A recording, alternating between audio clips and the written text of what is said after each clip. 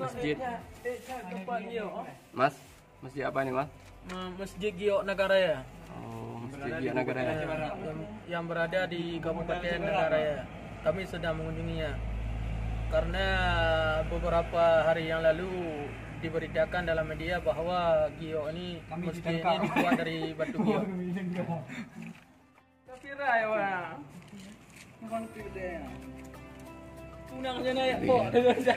Inilah teman-teman kondisi dan keadaan Masjid Giok Nagaraya untuk sekarang. Jadi belum selesai tahap penyelesaian, jadi masih dalam proses untuk penyelesaian.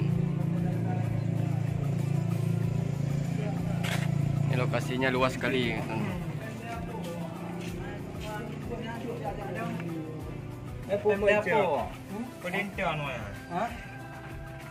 Pula dek dah lah. Itu nak dia nak dia beron. Oh, dia demam. Dia lagi demam lah. Tapi dia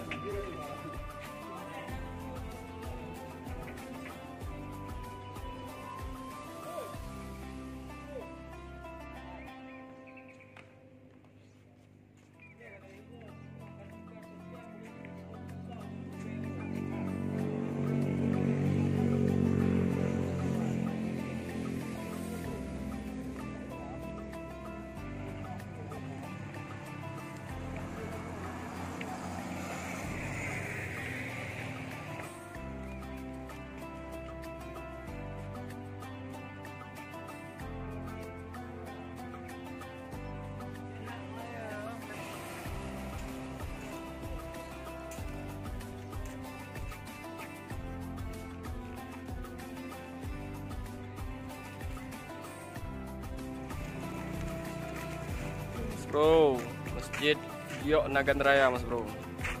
Ini pawang, Mas Bro. Masjid Giok Nagaraya sangat luas, Mas Bro. Oke, mantap.